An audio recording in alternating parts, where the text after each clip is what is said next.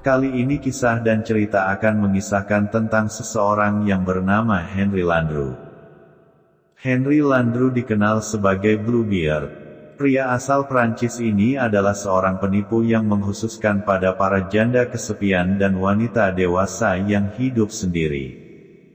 Selama 45 tahun dari usianya, dia sudah dipenjarakan 4 kali karena kasus penipuan dan penyalahgunaan kepercayaan. Tapi di tahun 1914, dia kembali harus menduduki kursi pesakitan pengadilan. Kali ini untuk kasus yang lebih serius.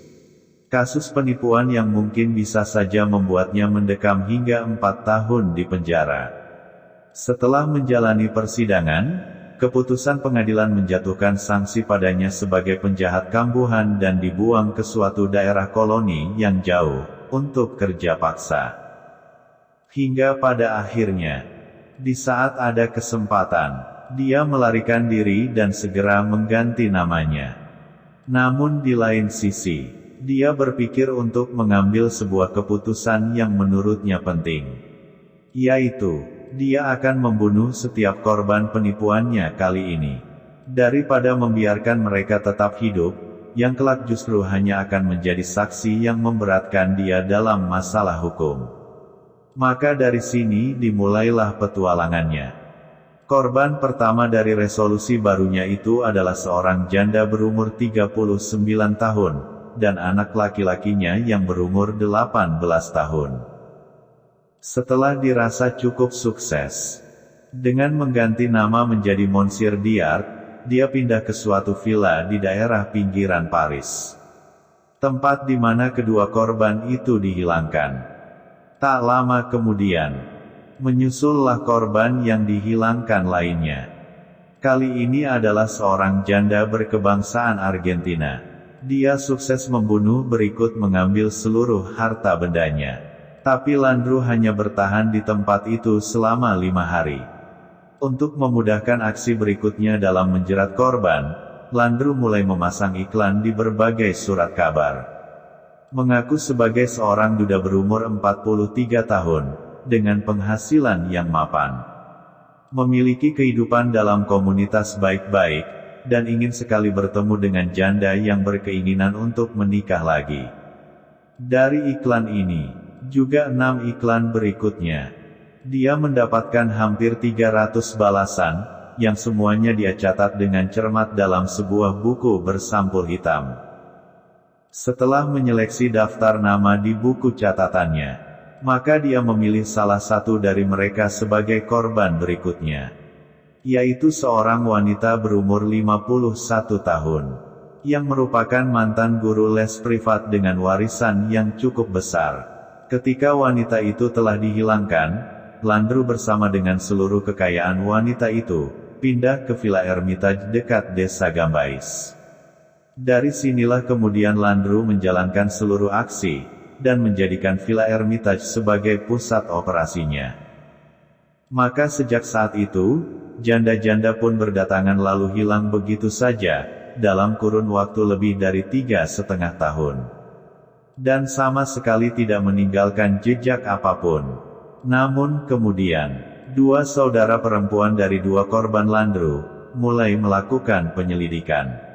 Yang kemudian secara terpisah, keduanya masing-masing menulis surat kepada wali kota setempat yang bernama Monsieur Fremiet. Mengenai Villa Hermitage, di mana kedua saudari mereka, yang berstatus janda mengunjungi seorang pria yang mengaku bernama Monsieur Dupont. Merasa tertarik dengan isi surat itu, Monsieur Fremiet, sang wali kota segera memanggil kedua saudari korban tersebut. Dan meneruskan laporan mereka ke polisi. Pada April tahun 1919, beruntung salah seorang dari kedua saudari itu mengenali Monsieur Fremiet, yang saat itu sedang berjalan dengan merangkul seorang gadis muda, di Rue de Rivoli, Paris. Monsieur Fremiet pun langsung ditahan. Dari dia polisi tidak hanya menemukan buku catatan bersampul hitamnya, tetapi juga berbagai berkas dan kartu-kartu identitas milik beberapa wanita yang ada dalam daftarnya. Di sebuah tungku di Villa Hermitage, mereka menemukan potongan tulang manusia di antara tumpukan abu. Tapi tidak berhasil menemukan satu jasad pun. Walau mereka telah menggali cukup lama dan dalam. Setelah diidentifikasi, tapi Landru tetap tidak mengatakan apapun, kecuali mengaku bahwa dia tidak tahu apa-apa. Meskipun demikian, pengadilan tetap digelar. Hal ini ternyata menimbulkan sensasi besar bagi masyarakat. Karena polisi menemukan bukti bahwa Landru ternyata sudah membunuh 300 wanita. Bahkan ada kemungkinan lebih. Tapi dalam persidangan dia diadili hanya untuk 10 kasus dari seluruh korbannya. Termasuk di dalamnya pembunuhan terhadap anak lelaki korban pertamanya. Dan dia didakwa bersalah melalui bukti-bukti yang ditemukan. Termasuk motif pembunuhannya, serta keberadaan tungku pembakaran di Villa Hermitage, serta berikut semua penemuan tulang-tulang mereka di dalamnya. Hingga tanggal 30 November tahun 1921, dia masih tetap bersikeras bahwa dia tidak bersalah. Bahkan dengan angkuhnya dia berjalan ke guillotine dan bahkan dengan tegas menolak ketika akan dilayani oleh seorang imam.